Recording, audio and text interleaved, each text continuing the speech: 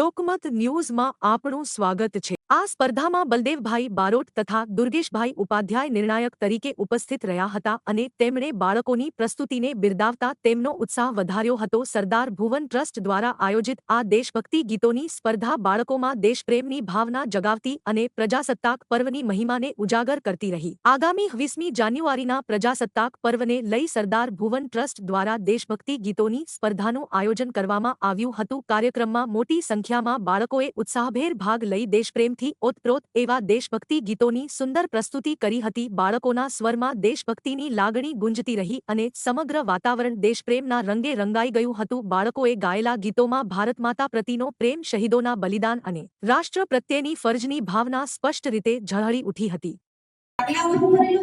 કે જેની પાસે ઘણી ઘણી ખૂબીઓ છે કે જેને આપણે હજુ તક કલ્પના નથી કરી શકતા।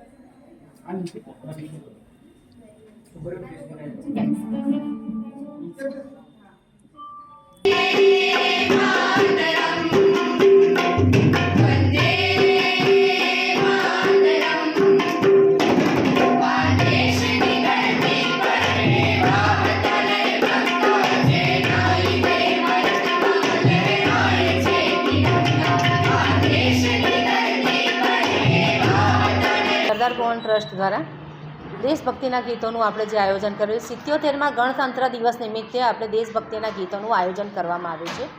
તો આની અંદર ઘણા બધા નિર્ણાયક તરીકે આપણે બળદેવભાઈ બારોટને બોલાવ્યા છે અને દુર્ગેશભાઈ ઉપાધ્યાયને બોલાવ્યા છે। એ ખૂબ જ સુંદર નિર્ણાયકો છે અને એ લોકોનું જજમેન્ટ બહુ પરફેક્ટ હોય છે। અને આપણા અનુજભાઈ પટેલ ટ્રસ્ટના, સરદાર ભવન ટ્રસ્ટના જે પ્રમુખ શ્રી છે અનુજભાઈ પટેલ તરફથી પણ હું દરેકનો આવકાર કરું છું અને દરેકને મેં પ્રેમથી આવકાર્યા છે અને દરેક છોકરાઓ ખૂબ જ સુંદર રીતે દેશભક્તિના ગીતો ગાયા છે એ લોકોએ। અને એ લોકોએ પોતાની બનતી બધી મહેનત કરેલી છે અને દરેક છોકરાઓને ઇનામ આવશે જેવું જરૂરી નથી, પણ જે હિંમત કરીને આ જગ્યા ઉપર એ લોકો જે બોલવા આવ્યા છે એ બહુ જરૂરી છે કે આજે હિંમત કરશે ને તો કાલે પોતે એક સ્ટેજ ઉપર આવીને ગાઈ શકશે છોકરાઓ। આ કાર્યક્રમનો મેઇન ઉદ્દેશ શું છે? આ કાર્યક્રમનો મેઇન ઉદ્દેશ એવો છે કે જે દેશભક્તિના ગીતો બાળકો જે ગાય છે એનાથી છોકરાઓની અંદર દેશભક્તિ પ્રત્યેની ભાવનાઓ પ્રગટ થાય અને ટીચરોએ પણ એ રીતની ટ્રેનિંગ આપેલી છે છોકરાઓને કે આપણા દેશની અંદર હિન્દુ, મુસ્લિમ, શીખ, ઈસાઈ દરેક બધા ભેગા જ રહે છે અને ખૂબ જ પ્રેમથી રહે છે।